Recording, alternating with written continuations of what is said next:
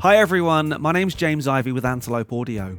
Who would have believed that nearly 70 years since their creation, the Fairchild 660 and 670 tube limiters would still be highly revered, highly sought after studio icons, even in today's modern recording, mixing and mastering studios. A mint condition 670 could easily fetch over $20,000, and no matter how you cut it, that's a lot of money to have tied up in a piece of kit that's going to munch its way through new old stock valves and cost you over $1,000 a year to maintain. For most of us, that makes a real 670 an uneconomical dream. However, at Antelope Audio, we believe there's another way. We call it the Tubechild670, and it's available for our Synergy Core and FPGA range of audio interfaces. Let's take a closer look. The user interface of the Tubechild670 is laid out very much like the original hardware, just condensed somewhat to save on screen real estate. On the left we have the gain reduction meter, and next to it we find the power or bypass switch. Next is the input gain, stepped in 1 dB increments. In the 12 o'clock position, marked 10, we're at unity gain. Turning clockwise will boost the signal into the limiter, and anti-clockwise will cut it. Next, we have the threshold. This continuous control sets the point at which the limiting kicks in. Turning the threshold fully anti-clockwise to the 0 position will turn off any limiting action, turning the Tubechild into a unity gain line amplifier with tons of tone. Then we find the time constant selection control with 6 positions. Think of this as a combination of both attack and release settings. These days, we think of 670 style limiters as having a relatively slow attack time when compared to something like an 1176 FET style compressor. But this is what made the 670 so perfect for its original use as a broadcast or vinyl cutting master limiter.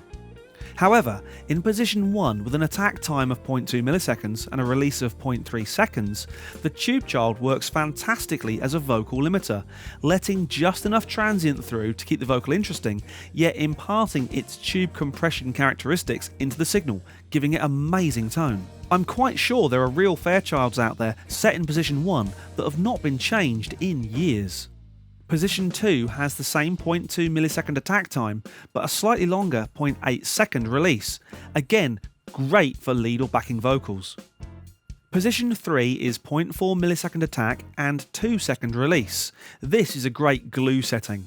If you want a drum kit or any other section to sound bonded together and tighter, give position 3 a try.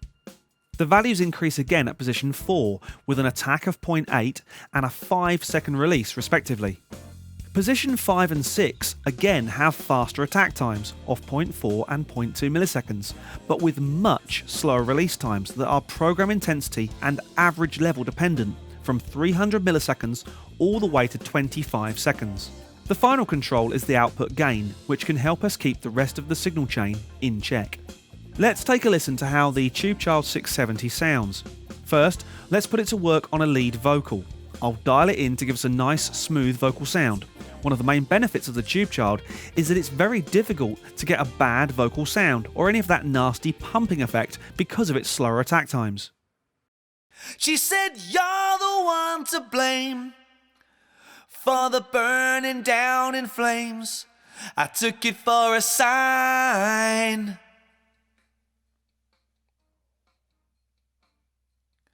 She turned away, I turned to stone. She left me all alone. I took it for a sign.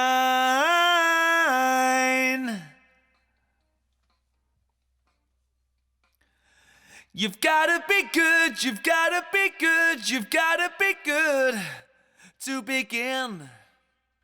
You've gotta be good, you've gotta be good, you've gotta be good to get in. Now let's try the Tubechild on a backing vocal group. Hear how the limiter effectively glues the group together. Minor one at that. I took it for a sign.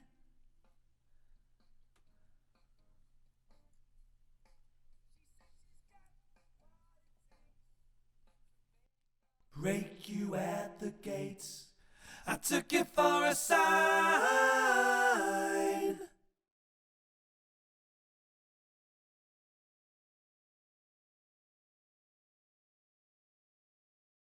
Gotta be good to begin.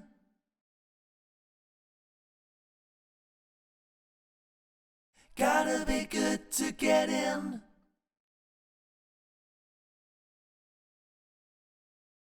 Gotta be good to begin.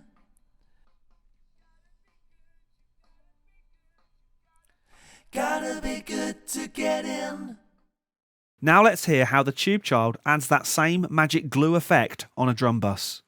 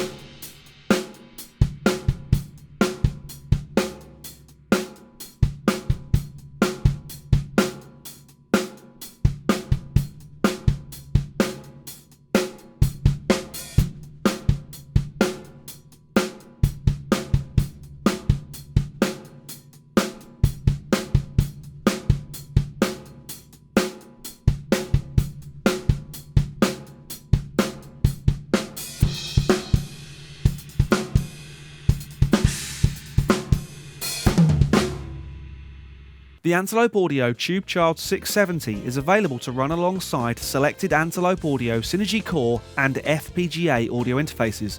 To find out more about the Tubechild670 and the full range of Antelope Audio software effects and audio hardware, check out antelopeaudio.com. My name's James Ivy and I'll see you again very soon.